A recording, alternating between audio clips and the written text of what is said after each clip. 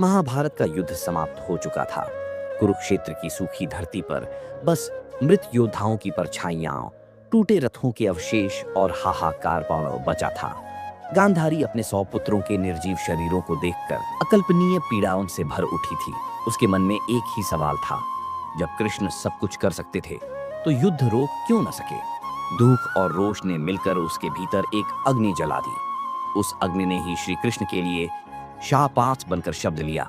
ठीक 36 वर्ष बाद कृष्ण का पूरा यादव वंश नष्ट हो जाएगा। समय बीतता गया और गांधारी के शब्द धीरे धीरे सच का रूप लेने लगे। यादवों के बीच एक छोटा सा विवाद अचानक विनाशक रूप में फैल गया, जिसने दुनिया को हिलाकर रख दिया था। वह अपने ही हाथों से मिटता गया। द्वारका धीरे धीरे समुद्र में डूबने लगी। इसी बीच श्री कृष्ण अकेले नदी किनारे एक पेड़ के नीचे विश्राम कर रहे थे। तभी दूर एक शिकारी झारा ने उनकी चमकती एड़ी को हिरण समझकर तीर चला दिया। जब उसे सच पता चला कि उसका तीर हिरण पर नहीं बल्कि प्रभु के पैरों में लगा है, तो वह बहुत पछताया। हे प्रभु, यह अपराध अनजाने में हुआ है, कृपा करके मुझे क्षमा करें। अपराध नहीं जारा, ये तो उस समय का आरण है जब तुम त्रेता युग में वानर राज वाली थे। मैंने तुम्हें पेड़ के पीछे छिपकर मारा था, जो धर्म की दृष्टि से गलत है। आज उसी कर्म का फल पूरा हुआ है। और इतना कहकर वे अपना नश्वर स्वरूप त्याग गए। जारा दौड़कर अर्जुन के पास गया और उसे सारी बात बताई। अर्जुन ने रोते हुए अपने प्रिय सखा का अंतिम संस्कार किया, परंतु एक रहस्य सामने आया। कृष्ण का हृदय अग्नि में नहीं जला, वह दिव्य प्रकाश से धड़क रहा था। अर्जुन ने उस हृदय को लकड़ी के मंच पर रखकर नदी में प्रवाहित कर दिया। वह हृदय बहते बहते ओडिशा के समीप एक गहन जंगल में पहुंचा, जहां उसे एक जनजातीय मुखिया बिस्वा बसुपास ने पाया। धड़कते प्रकाश को देखकर वह समझ गया, यह कोई साधारण वस्तु नहीं, यह स्वयं दिव्य उपस्थिति है। बस उसी क्षण से वह हृदय नील माधवान के रूप में पूजित होने लगा, एक गुप्त गुफा में, जिसे केवल सब्र जनजाति जानती थी। और उस समय अवंती के राजा इंद्रद्युम्न थे। वे भगवान विष्णु के दीवाने थे। राजा इंद्रद्युम्न को एक दिन एक तपस्वी ने बताया, उड़ीसा में भगवान विष्णु नील माधव रूप में प्रकट हैं। राजा ने तत्काल विद्वान ब्राह्मण विद्यापति पास को खोज यात्रा पर भेजा। लंबी यात्रा के बाद विद्यापति को पता लगा कि नील माधव की पूजा एक गुप्त स्थान पर होती है।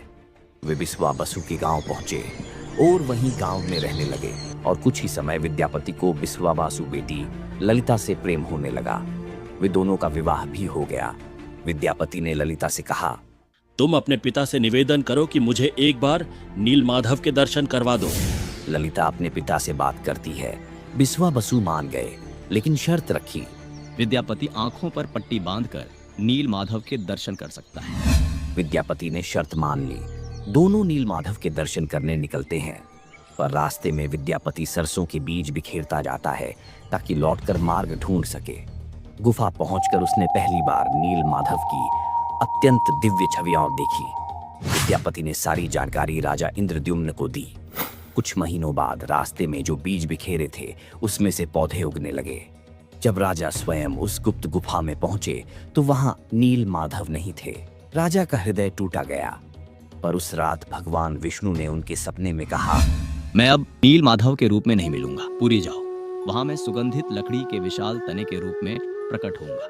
राजा ने विष्णु के वर्णन अनुसार पुरी के समुद्र तट पर पहुंचे, लेकिन राजा के सेवक में से कोई भी उस लड़की के तने को उठा नहीं पाए। अंततः एक जनजातीय नेता के द्वारा लकड़ी का तना महल लाया गया, लेकिन कोई कुशल कारीगर उसे काट नहीं पाया। सभी कुशल कारीगरों ने अपने हाथ खड़े कर दिए। ये लकड़ी इतनी मजबूत है कि इस पर हमारे किसी भी हथौड़े और छीनी का कोई असर ही नहीं हो रहा है। हमें माफ करें, ये काम हम नहीं कर सकते। अंततः भगवान विष्णु राजा के सपने में आए। राजा को देवताओं के दिव्य वास्तुकार विश्वकर्मा की पूजा करनी चाहिए। वह जरूर इस कार्य को सिद्ध कर सकते हैं। राजा ने वास्तुकार विश्वकर्मा की पूजा की। कुछ समय बाद विश्वकर्मा स्वयं एक वृद्ध कारीगर रूप में प्रकट हुए। उन्होंने शर्त रखी, 22 दिनों तक मुझे अकेले काम करने देना होगा। यदि किसी ने दरवाजा खोल दिया, मैं प्रतिमा अधूरी छोड़ दूंगा। राजा ने शर्त मान ली और काम शुरू हुआ। लोगों को केवल कमरे से आ रही चीनी और हथौड़े की आवाज आती थी। 15वें दिन आवाजें बंद हो गई तो रानी चिंतित हो गई और राजा से कहने लगी, महाराज, मैंने कई दिन से उस कमरे से आवाज नहीं सुनी। बुढ़ा भूख से मर गया। हे, हमें दरवाजा खोलना चाहिए, कोई भी हादसा हो सकता है। लेकिन रानी, उसने शर्त रखी थी, कोई भी दरवाजा 21 दिन तक नहीं खोलेगा। रानी गुंडीचा ने दरवाजा खोलने पर जोर दिया। अंततः दरवाजा खोला गया। दरवाजा खुला और विश्वकर्मा गायब हो गए।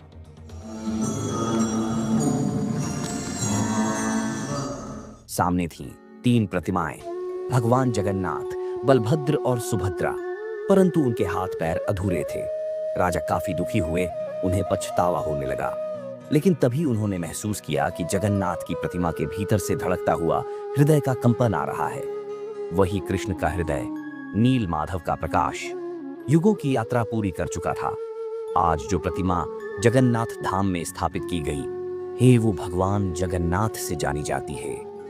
उन्हें दुनिया में एकमात्र जीवित दिल माना जाता है, तो सुनता है, समझता है और इच्छाएं पूरी करता है। जय जगन्नाथ।